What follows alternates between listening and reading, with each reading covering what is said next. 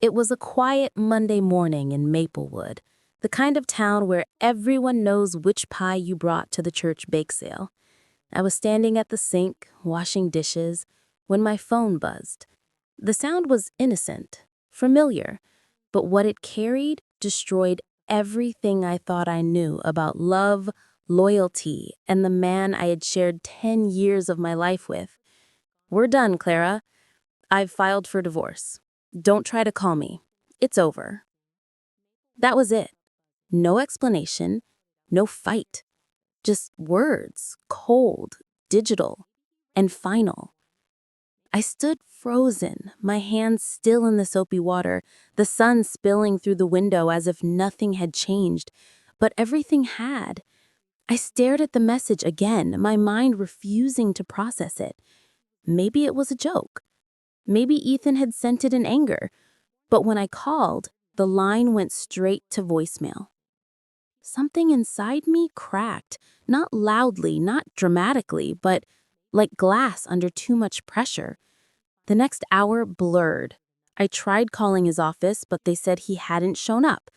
I drove to the bank, hoping to get clarity, only to discover that our joint account, the savings we had built together over 10 years, was empty. Every last dollar was gone. My name meant nothing on that account anymore. Ethan had drained it the night before. I sat in my car outside the bank, staring at the steering wheel, while people walked by, chatting, laughing, living. I couldn't even cry. It was as if my emotions were locked behind a wall I couldn't reach. Just disbelief and silence. When I finally drove home, the house felt foreign. His jacket was missing from the hook, his toothbrush gone. The framed photo from our anniversary, us smiling by the lake, had been removed. All that was left was a pale square of dust where it had hung. He didn't just leave me. He erased me. Hours passed before I called my sister June. She answered on the second ring, her voice sleepy but warm. "Hey, Clara, what's wrong? You sound weird." "He's gone," I whispered. "Who's gone?" "Ethan." There was a pause, then the rustle of sheets as she sat up. "Gone where?" "I don't know, but he texted me, said it's over. He took all the money, June. Everything." Her gasp cut through the line. "Oh my God, Clara, I'm coming over right now." By the time she arrived, I had finally let the tears fall. We sat on the couch and I told her everything. The message, the empty account, the missing things. She listened quietly, her hand on mine. "That coward," she said finally. "He couldn't even face you?" I shook my head. "I don't even know why. We didn't fight. Everything was fine. Or I thought it was." June looked around the living room. "He's hiding something. You don't just vanish like that without a reason." Her words dug into me, sharp and true. That night I didn't sleep. I sat on the floor in the hallway, scrolling through photos, our wedding day, road trips, family dinners. Every smile felt like a lie. Around 2 a.m., I went into his office. His desk was mostly cleared out, but one drawer stuck halfway. Inside was a receipt, dated 2 weeks ago, from a jewelry store in the next town. A necklace, paid in full, not for me. I stared at it, my heart pounding so hard it hurt. He had been planning this. Not an impulsive breakup, not a mistake, a betrayal carefully arranged. The next morning, I drove to that jewelry store. The clerk recognized his name instantly. She said, "Oh yes, Mr. Carter. He picked up a diamond necklace for his fiancée last week. Beautiful piece." Fiancée. The words sliced through me. Do you know her name?" I asked, my voice shaking. The woman hesitated, glancing around. "I probably shouldn't say, but he called her Mel. Pretty young thing, blonde." Mel. Melissa. his assistant. Everything snapped into place. Late nights at work, sudden business trips, the secret of smiles when his phone buzzed. He hadn't fallen out of love with me. He'd simply found someone else. I left the store numb, but by the time I reached home, numbness turned to something else. Anger. Hot. Alive. Electric. Ethan thought he could break me quietly, that I'd just fade into shame while he built a new life with her. But he didn't know who I truly was beneath the quiet wife he'd molded. He didn't know what was coming. The first thing I did was call my lawyer friend, Nina, who lived in the next county. He transferred everything to his name before filing for divorce? She asked when I explained. Yes. Can I get any of it back? Not easily, she said, but if he moved money illegally or tried to hide assets, that's another story. Do you have any proof of misconduct? I thought of the receipt in my purse. Maybe, I said. She sighed. Send me everything you find. Don't confront him yet. Play dumb. If he thinks you're broken, he won't hide his tracks. Play dumb. I could do that. For the next week, I wore the mask. When people in town asked where Ethan was, I smiled tightly and said, just some time apart. Maplewood was small. Rumors spread faster than wildflowers. But I wanted the whispers. I wanted him to think I was just another abandoned wife, quietly fading. Meanwhile, I started digging. His email accounts, old bank statements, even the files on his home computer. It took me 3 days to crack his password. It was still my birthday, the irony almost laughable. What I found inside made my stomach twist. He hadn't just emptied our savings, he had rerouted money from my late father's estate into his own company account. Money that wasn't even his. The betrayal grew deeper with every file I opened. Hidden loans, private accounts, business proposals signed under fake names. Ethan Carter wasn't just unfaithful, he was a liar on every level. And then I found the email chain between him and Melissa. She has no idea. Once the divorce goes through, we'll sell the house and move to Denver. She'll be too embarrassed to fight back. Embarrassed. That word echoed in my head. He thought I'd hide, that I'd protect his reputation to avoid small-town pity. He thought I'd crumble. I smiled for the first time in days. The next day, I went to see my friend Nora, who ran the local cafe. She'd always been good at collecting gossip without ever seeming nosy. I asked her casually, "You heard anything about Ethan lately?" Her eyes flickered.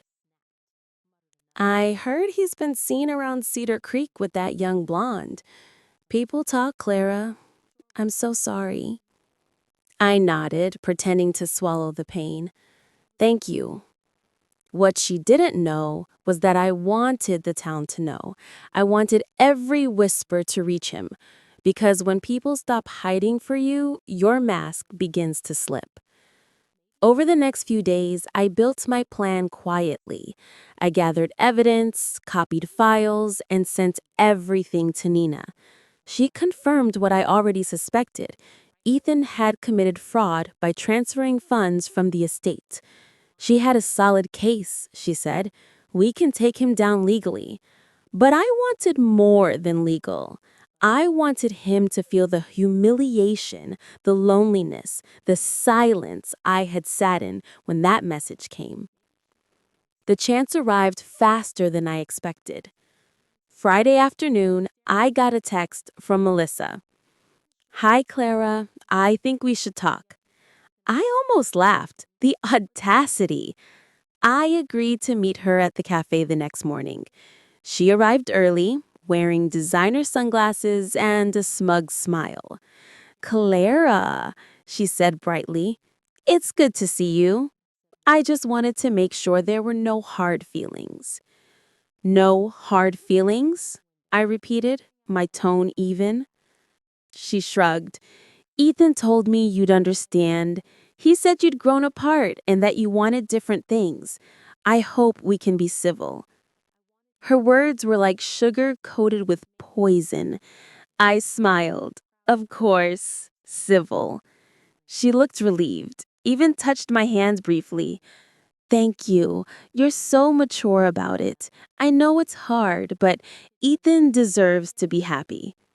So did I, and I would be, just not in the way she imagined. As I walked out of that cafe, I saw Ethan waiting in his car across the street. Their eyes met when she joined him, and they kissed right there in broad daylight. For a moment, anger surged so hard I thought I might explode. But then I took a deep breath. Let them celebrate. The higher they climbed, the harder the fall would be. That night, I printed every document, every email, every receipt. I packed them into a neat folder labeled For Court. Then I opened a second folder on my laptop, one titled Plan B. Because while justice in court could take months, justice in Maplewood only took one well-placed truth. I started with the town's Facebook group, anonymous posts, screenshots. Did you know Ethan Carter transferred funds from his wife's inheritance before divorcing her by text? Within hours, the post had over 50 comments. By evening, people were whispering. The respectable businessman, the charming husband, suddenly not so spotless. I sat on my porch that night, the wind carrying the faint sound of crickets. And for the first time since that message, I felt calm. Ethan had no idea what was coming, but this was only the beginning. By Monday morning, Maplewood had turned into a storm of whispers. You couldn't walk into the grocery store without hearing Ethan's name murmured near the bread aisle. Someone had shared the Facebook post to the town's group chat, and that spread faster than wildfire on a dry field. Even Mrs. Harlow, the pastor's wife, who rarely spoke ill of anyone, was heard saying, "I always thought there was something too slick about that man." The satisfaction I felt was dark and quiet, but real. I didn't gloat. I just went about my day as if nothing had happened, baking muffins for the cafe fundraiser and smiling politely when people offered me sympathetic looks. That was the beauty of small towns. You never had to say a word. Your silence spoke louder than anything. But Ethan didn't stay quiet for long. That evening, as the autumn light faded, I heard his truck pull into the driveway. My stomach tightened. The sound of his boots on the gravel used to make me feel safe. Now it made my pulse race for entirely different reasons. He didn't knock, just walked in like he still owned the place. His face was flushed, his jaw tight. "What the hell, Clara?" he demanded, slamming the door behind him. I looked up from the kitchen table where I'd been reading. "Ethan, how nice of you to drop by. How's Denver?" He glared at me. "Cut the crap. You've been spreading lies online." "Lies?" I tilted my head, feigning innocence. "Everything I shared was true. You moved money from my father's estate, didn't you?" His jaw flexed. "You're blowing things out of proportion. You don't understand how business works." "Oh, I understand perfectly," I said softly. "You stole from me, Ethan. And then you left me by text." He stepped closer, his voice low and angry. "Do you have any idea what you've done? People are calling. Clients are backing out. You're ruining my reputation." I met his eyes steadily. "You did that all by yourself." For a moment, I saw something flicker in his expression. Not guilt, but fear. He realized I wasn't the woman who used to cry quietly during arguments. I was someone else now, someone he'd created through his betrayal. He turned away, muttering under his breath, "You're going to regret this." I smiled faintly. "I already have. That's why I'm not afraid of you anymore." He left, slamming the door so hard, The picture frames rattled. I sat there for a while, listening to the echo fade. My hands were shaking, not from fear, but from adrenaline. It felt like reclaiming a piece of myself.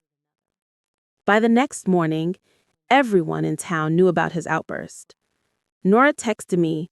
He came into the cafe yelling at one of the waitresses because someone played Before He Cheats on the radio. He's unraveling. Good. But I knew this was just surface chaos. The real damage had to come from inside his world. That's where Nina came in. She had started filing the paperwork for the legal case, but she also found something unexpected. "Clara," she said over the phone, "Ethan forged your signature on one of the estate documents. That's a felony." I felt my heart lurch. "Can we prove it?" "Oh, absolutely. I already have a handwriting analyst reviewing it. Once we have the report, we can press charges." It was everything I'd hoped for, but instead of triumph, I felt a strange ache. Once upon a time, Ethan and I had built a life together. We dreamed of having children, of opening our own little business. And now I was gathering proof to destroy him. That night, I walked through our old house, the creaking floors, the chipped paint, the life we half lived. Memories clung to every corner like ghosts. But I wasn't that woman anymore. The house didn't feel like home. It felt like evidence. 2 days later, I met June at the diner. She slid into the booth across from me, eyes full of concern. "You sure you're okay, Clara?" "I'm getting there." She sipped her coffee. "The whole town's talking. Some people think you're brave, others say you should have handled it privately." I shrugged. "Let them talk. It's the only thing this town's good at." June smiled faintly. "You sound stronger. I'm proud of you." I didn't tell her about the next step. The part that wasn't just legal or emotional. It was surgical, strategic. Ethan loved power, money, and reputation. So I decided to take all three. A week later, I found out through one of his old business partners that Ethan was pitching a new project in Cedar Creek, a luxury lodge investment. The presentation was supposed to impress local investors, including a few from Maplewood. And that's when I realized how to end his act completely. I reached out to Nora again, and within a day, she'd arranged a meeting room at her cafe. We gathered 5 people who had all been wronged by Ethan in one way or another. A couple he overcharged for renovations, a friend he borrowed money from and never repaid, and a former client who lost her job because of his lies. "Everyone in this town thinks Ethan is untouchable," I said quietly. "But if we share what we know, truthfully, with proof, then maybe people will stop believing the mask he wears." They all agreed. We decided to compile everything and send it to the local paper anonymously. Proof, receipts, dates, all of it. The journalist, a woman named Rebecca who had grown up with us, reached out to confirm the details. I didn't admit I was the one behind it, but she probably knew. Within a week, the headline hit the Maplewood Gazette. "Local businessman under investigation for fraud and forgery." His face was on the front page. I was in the grocery store when I saw it, standing in line behind Mrs. Harlow again. She clucked her tongue as she read. Such a shame.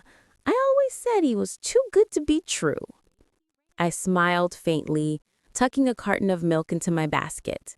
By evening, Ethan called again. This time, his voice wasn't angry, it was panicked. "Clara, please, we need to talk." "I don't see what we have to talk about," I said calmly. "I'm losing everything. The investors pulled out. The bank froze my accounts. This isn't just about us anymore." "Oh, I think it's exactly about us," I replied. "You made your choices. Now you get to live with them." He was silent for a long moment, then said quietly, "You've changed." "I had to. You made sure of it." He hung up. The next day, Nina called to tell me the court had approved the asset freeze on the remaining funds he transferred. He's cornered Clara. He'll either confess or fight. In either way, we win. But justice, I realized, wasn't just about money or court documents. It was about peace, about reclaiming myself. A few days later, I drove out to the lake where Ethan had proposed to me all those years ago. It was autumn again, the air cool and crisp. I sat on the old wooden dock, watching the water ripple. I remembered that night, how he'd promised me forever, how I'd believed him. The memory didn't hurt as much now. It just felt distant, like a dream I'd already woken from. Then I heard a car door close behind me. I turned and saw Ethan. His once neat appearance was gone. His shirt was wrinkled, his face drawn. "You really did it," he said, voice low. "You destroyed me." I stood up slowly. "You destroyed yourself, Ethan. I loved you, but you—" Stop. My voice cut through the wind. "If you loved me, you wouldn't have taken everything from me. You wouldn't have chosen her over a decade of our life." He looked away, jaw tight. "Melissa left me," he muttered. "She said she didn't sign up for this mess." So even she had run. I almost pitied him. Almost. "I hope one day you realize that what you did to me wasn't love. It was control. And now you've lost that too." He didn't reply. Just stared out at the lake, eyes hollow. For a moment, we stood there, two strangers bound by memories that no longer mattered. Then I walked away, the crunch of gravel under my shoes sounding like freedom. Back home, I opened my laptop and saw Nina's latest email. The charges were being filed. The fraud case was officially in motion. There was no going back now. That night, as I sat on the porch with a cup of tea, June called. "You did it," she said softly. "No," I said, watching the moonlight dance across the yard. "I just stopped letting him win." But deep down, I knew it wasn't over yet. Ethan might have lost his business, his lover, his money, but men like him didn't give up easily. They struck back when cornered, and something told me the storm was only halfway through. 2 weeks after the charges were filed, Maplewood was quieter than usual. Maybe it was the chill of early winter, or maybe it was the tension that hung in the air after Ethan's downfall. The whispers had shifted tone, from curiosity to pity. Not for me, but for him. "He was so successful," people murmured. "What a shame." They didn't see the bruises I carried from years of being dismissed, manipulated, erased. But I didn't need them to. I wasn't fighting for their sympathy. I was fighting for peace. Still, peace has a way of slipping through your fingers the moment you think you've grasped it. One evening, I came home from the bakery to find the front door slightly ajar. My stomach dropped. I pushed it open, heart pounding. The air smelled of cologne. His cologne. I flicked on the light. The living room was empty, but something was off. The picture of my parents that used to sit on the mantel was lying face down. I felt the sting of tears and anger all at once. "Ethan," I whispered. It wasn't a question. He had been here. A few drawers were open in my study, papers shuffled, envelopes torn. Nothing was stolen, but the message was clear. He wanted me to know he could still reach me. I called the sheriff, but there wasn't much they could do without proof. "We'll keep an eye out, Clara," Sheriff McGowan said gently. "You want me to have someone patrol by at night?" I nodded. I slept little that night. The sound of the wind against the windows kept me awake, each creak of the house twisting my stomach tighter. I wasn't afraid for my life, exactly. I was afraid for my peace. I'd just started to rebuild it, and now he was clawing at the edges. The next morning, I found a note slipped under the door. Just one line, in his handwriting, "You don't know everything." It sent a chill through me. What could that mean? I called Nina immediately. He broke in, I told her, and he left a note. Clara, listen to me carefully, she said, her tone sharp. Don't go anywhere alone, and keep every single thing he sends you. This could be intimidation, part of his defense strategy. He's scared, I murmured, and cornered men do stupid things. Exactly, and we're not going to give him the chance. But the note haunted me. You don't know everything. What didn't I know? Later that day, while I was at the cafe, Nora came rushing over with wide eyes. You're not going to believe this, she whispered, sliding her phone across the counter. On it was a Facebook post from Ethan, a long one. I've made mistakes, but what Clara is doing now, trying to destroy my life, isn't justice. It's revenge. She's not who you think she is. He had posted old pictures of us, smiling, in love, on vacations. The comments were flooding in, some supportive, some cruel. My hands shook as I read. Was Ethan? We don't know yet, the sheriff interrupted. But this isn't random. He paused. Do you have anywhere you can stay for a while? I did. June's spare room. I packed a bag and drove there that evening. The town buzzed with rumors again, but this time I stayed quiet. No posts, no messages, just silence. Ethan had crossed the line. He wanted to scare me, maybe even make me look unstable, but all he'd done was hand me more proof. A few nights later, I received another message, this time from an unknown number. You think you've won. You haven't even started to lose. I showed it to Nina the next morning. She frowned. He's desperate, probably angry that you've taken his control away. But don't worry, we'll use this. Every message, every stunt, he's building your case for you. I nodded, but inside, I felt something shift. I didn't just want legal justice anymore. I wanted emotional closure. I wanted him to see what he'd done, to face the ruins he created. That's when I decided to go back to the house.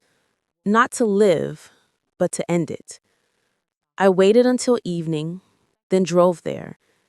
The place was dark, cold, the windows fogged with dust. I walked through slowly, every creak of the floor echoing memories. The kitchen where I'd once made his favorite stew, the living room where we danced on our anniversary. The silence was thick, almost suffocating.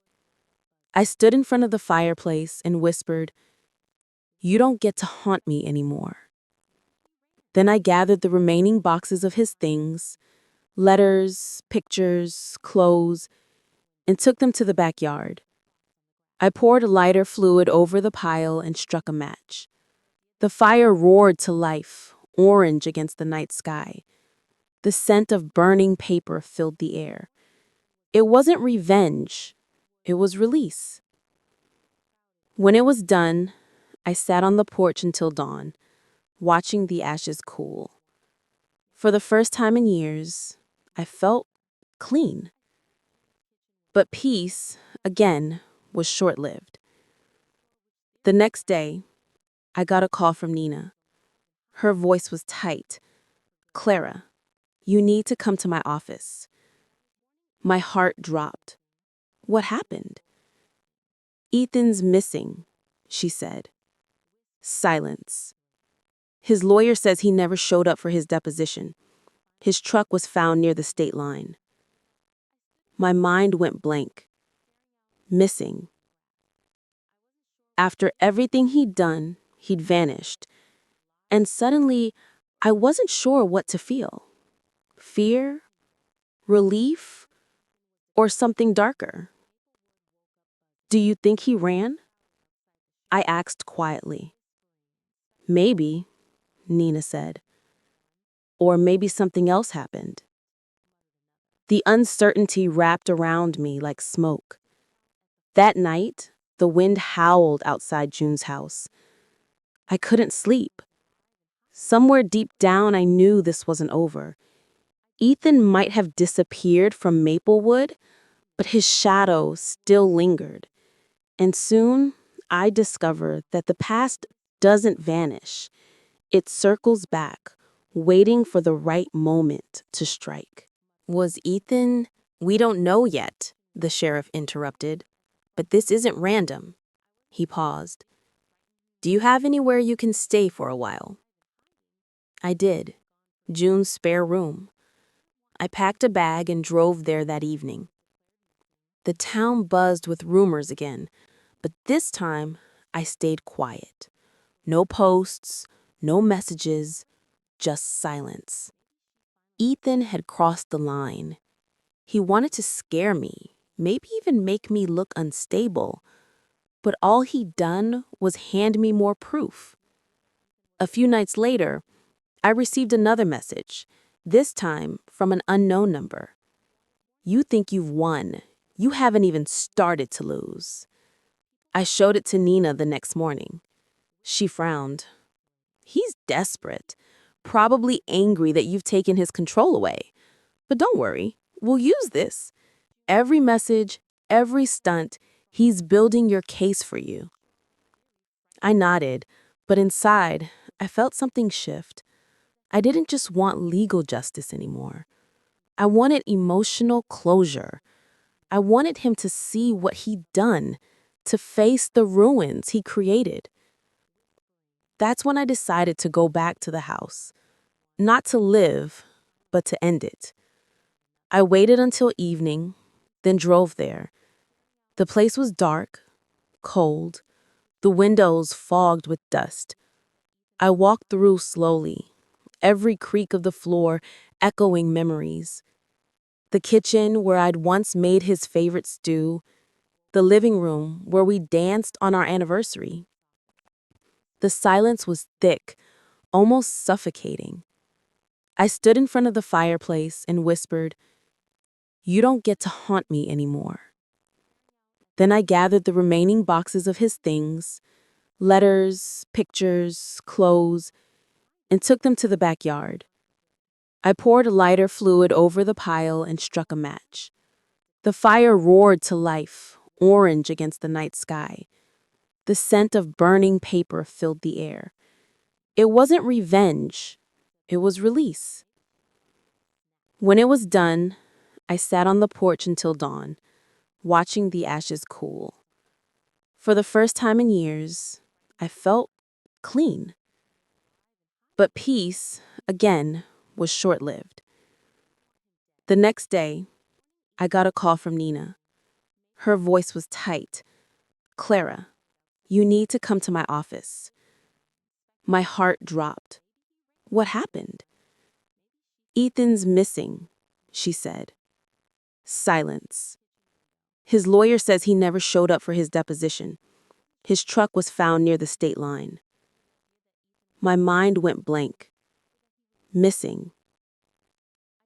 After everything he'd done, he'd vanished. And suddenly, I wasn't sure what to feel. Fear? Relief? Or something darker? "Do you think he ran?" I asked quietly. "Maybe," Nina said. "Or maybe something else happened." The uncertainty wrapped around me like smoke. That night, the wind howled outside June's house. I couldn't sleep. Somewhere deep down, I knew this wasn't over. Ethan might have disappeared from Maplewood, but his shadow still lingered. And soon, I discovered that the past doesn't vanish. It circles back, waiting for the right moment to strike. The morning Ethan was declared missing, Maplewood woke up buzzing. People crowded outside the sheriff's office, whispering and speculating. "Maybe he ran," said one. "Maybe she finally snapped," muttered another. I stood at June's kitchen window, staring out at the frost on the grass. I wasn't sure which theory frightened me more. The idea that Ethan was alive and hiding, or that he was gone for good. I didn't want him dead. I wanted him accountable. But fate had a cruel sense of timing. You should call your lawyer, June said softly. She'd been watching the news too. If people start pointing fingers, I know, I murmured. Nina's already handling it. Within hours, the sheriff came by for questioning. He was kind but cautious. When was the last time you saw Ethan, Clara? About 2 weeks ago. He came by the house. We argued.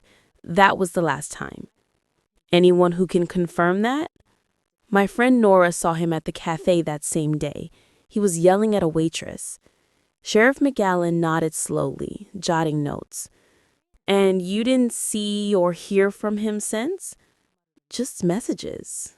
Threats, mostly. I gave them to my lawyer. Good, that'll help. His voice softened. I know you've been through hell. Just stay close to people you trust, all right? Until we figure this out. After he left, I sat in silence. The house felt smaller, the air thicker. June squeezed my shoulder. Don't let them scare you. You didn't do anything wrong. I nodded, but guilt has a way of creeping in even when you're innocent. Part of me wondered if I'd pushed him too far. Had I broken him beyond repair? That evening, Nora came by, carrying a casserole dish. You look like you haven't eaten in days, she said, setting it down. I'm not hungry. You need to keep your strength. People are talking again, Clara. Some are saying you had something to do with it. I looked up sharply. That's ridiculous. Of course it is. But you know how this town works. Truth doesn't matter as much as gossip. She sighed. I saw Melissa at the grocery store. She's terrified too. She thinks Ethan might come after her next. I frowned. If he's alive. He is, Nora said quietly. I can feel it. The next day, Nina called with an update. The police traced his credit card. He used it 2 days ago, at a motel near Cedar Creek. I exhaled, part relief, part dread. So he's alive? Looks that way, but here's the strange part. The security footage from the motel shows him looking different, unshaven, thinner, nervous, like he was hiding from someone. Who? That's what we're trying to figure out. Days passed. The town calmed slightly, but tension still lingered. I tried to go back to work at the bakery, pretending things were normal. But everywhere I went, eyes followed. Pity, suspicion, curiosity. It was like being trapped in a snow globe, every whisper echoing louder than truth. One afternoon, as I was closing up, a stranger walked in. He was tall, wearing a black coat, and a quiet smile that didn't reach his eyes. Mrs. Matthews? He asked. I nodded cautiously. I'm Detective Cole. I saw Melissa at the grocery store. She's terrified too. She thinks Ethan might come after her next. I frowned. If he's alive. He is, Nora said quietly. I can feel it. The next day, Nina called with an update.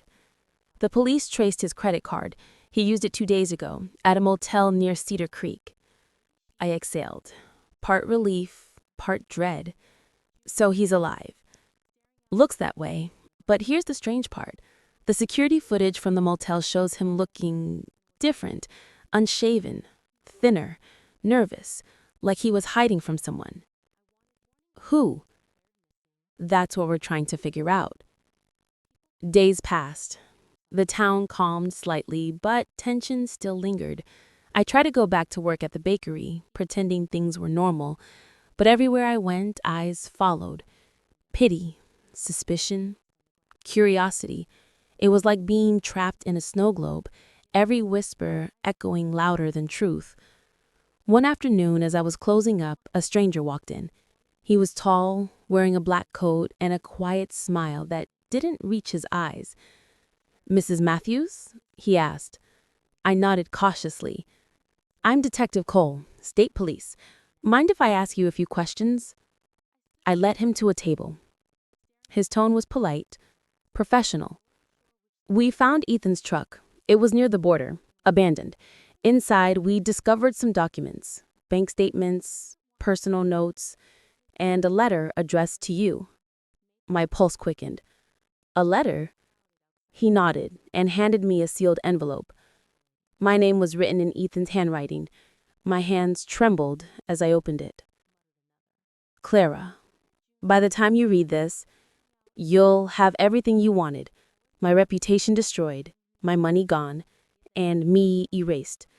But before you celebrate, know this. I didn't act alone. You were never the only one being lied to. Ask Nina about the inheritance. Ask her who really moved the funds. You don't know everything. My stomach twisted. This can't be right, I murmured. He's trying to manipulate you, the detective said. We've seen it before, men like him trying to turn the tables. Don't let him get in your head. I nodded weakly, but his words echoed in my mind. Ask Nina. That night I couldn't sleep. The letter sat on the table, staring back at me like a dare.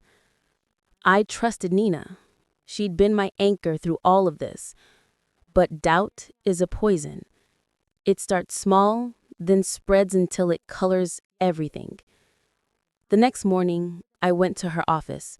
She was on the phone, pacing. When she saw me, she hung up quickly. Clara, you look pale. What's wrong? I handed her the letter. She read it slowly, her expression unreadable.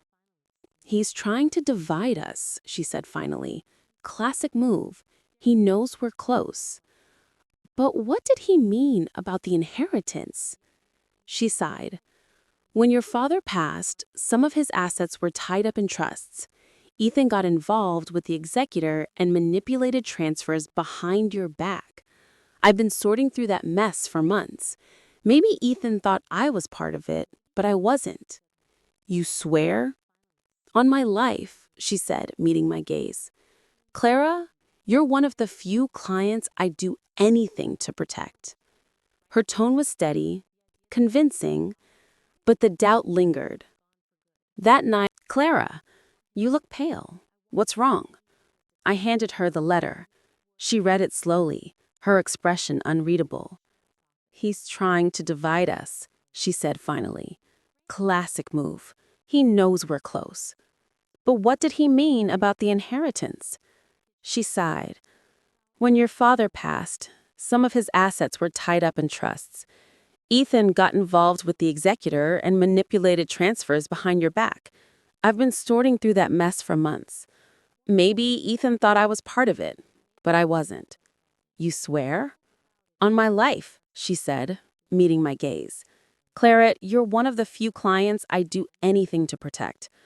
Her tone was steady, convincing, but the doubt lingered. That night, I took out my father's old files.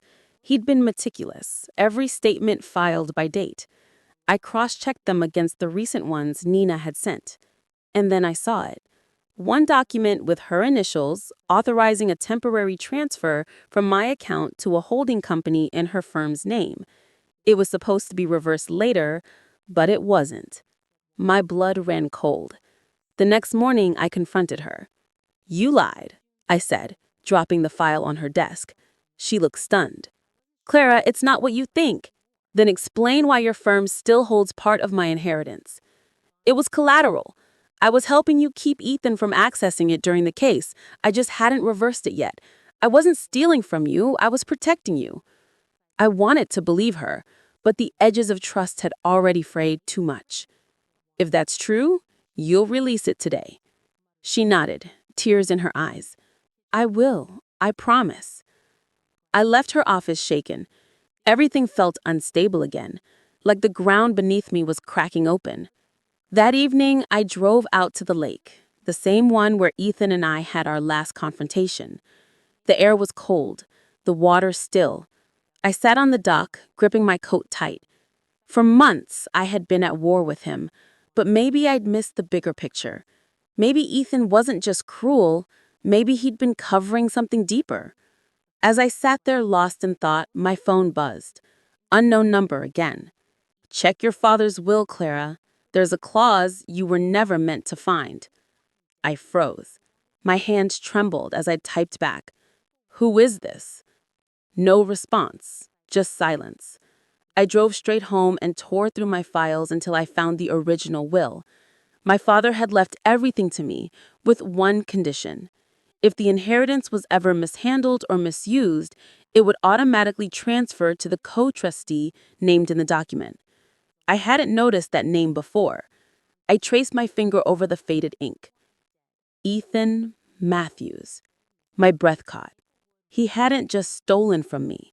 He'd been entitled to it, legally, if certain conditions were met. My chest tightened as realization sank in.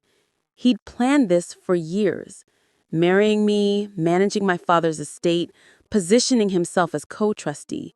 It wasn't love, it was strategy. Every smile, every promise, every whispered, "I love you," had been part of his long game, and I had walked right into it. Suddenly, the letter made sense. You don't know everything. The next day, I met with the detective again. "You need to find him," I said. "Not because I want revenge, but because I need the truth." He studied me carefully. "Are you sure you're ready for it?" "I've been ready for months," I said. "I just didn't know it." That night, I returned home and sat by the fire, the weight of years pressing on me. Everything I thought I knew, my marriage, my father's trust, even my own healing, was tangled in deception. But one thing was clear. Ethan wasn't gone. He was hiding. And soon I would find out why. I looked at the ashes in the fireplace, the remnants of his things I'd banned, and whispered, "You wanted a game, Ethan. Fine. Let's play it to the end." The morning Ethan was declared missing, Maplewood woke up buzzing. People crowded outside the sheriff's office, whispering and speculating. "Maybe he ran," said one. "Maybe she finally snapped," muttered another. I stood at June's kitchen window, staring out at the frost on the grass. I wasn't sure which theory frightened me more, the idea that Ethan was alive and hiding, or that he was gone for good. I didn't want him dead. I wanted him accountable. But fate had a cruel sense of timing. "You should call your lawyer," June said softly. She'd been watching the news too. "If people start pointing fingers—" "I know," I murmured. "Nina's already handling it." Within hours, the sheriff came by for questioning. He was kind, but cautious. "When was the last time you saw Ethan, Clara?" "About 2 weeks ago," I replied. "He came by the house. We argued. That was the last time." "Anyone who can confirm that?" "My friend Nora saw him at the cafe that same day. He was yelling at a waitress." Sheriff McGowan nodded slowly, jotting notes. "And you didn't see or hear from him since?" "Just messages, threats, mostly. I gave them to my lawyer." "Good. That'll help." His voice softened. "I know you've been through hell. Just stay close to people you trust, all right? Until we figure this out." After he left, I sat in silence. The house felt smaller, the air thicker. June squeezed my shoulder. "Don't let them scare you," she said. "You didn't do anything wrong." I nodded, but guilt has a way of creeping in even when you're innocent. Part of me wondered if I'd pushed too far. Had I broken him beyond repair? That evening, Nora came by, carrying a casserole dish.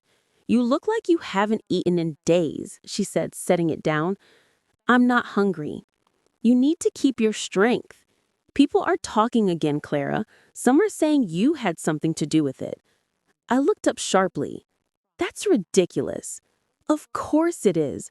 But you know how this town works. Truth doesn't matter as much as gossip." She sighed. "You don't understand." "Oh, I understand perfectly. You and Ethan planned to bleed me dry. He played me for love.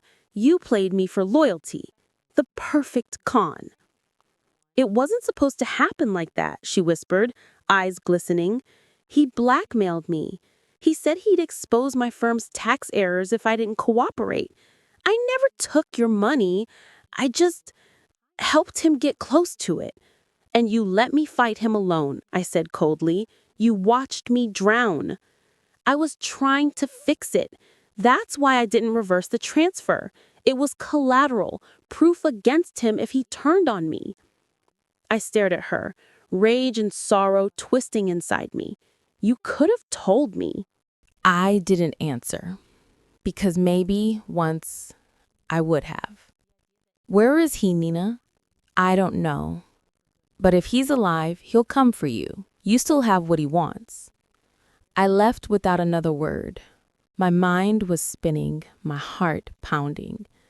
I drove aimlessly until I ended up at the old bridge outside town, the same place where Ethan used to meet clients away from prying eyes. The river below was half frozen, glinting like glass in the pale sun. And then I saw it. A familiar truck parked behind the trees. My breath caught. I stepped closer. "Ethan!" I shouted. For a moment, there was silence. Then a figure stepped out. He looked like a ghost, pale, unshaven, eyes hollowed by guilt or madness. "Clara," he said, voice cracking. "You found me." "You wanted to be found," I said. "You left the clues, the letter, the messages." He gave a bitter smile. "Maybe I did. Maybe I'd wanted you to know how far this went." "Why?" "Because I lost," he said simply. "And I couldn't stand the idea that you'd walk away thinking you'd beaten me without knowing the truth." "The truth?" I spat. "That you married me for money? That you lied, cheated, stole, and still found a way to make me the villain?" He shook his head. "It wasn't about the money. It was about control. I didn't have any growing up. Your family had everything: status, respect, the kind of power I could never earn. Marrying you gave me that. But loving you ruined it."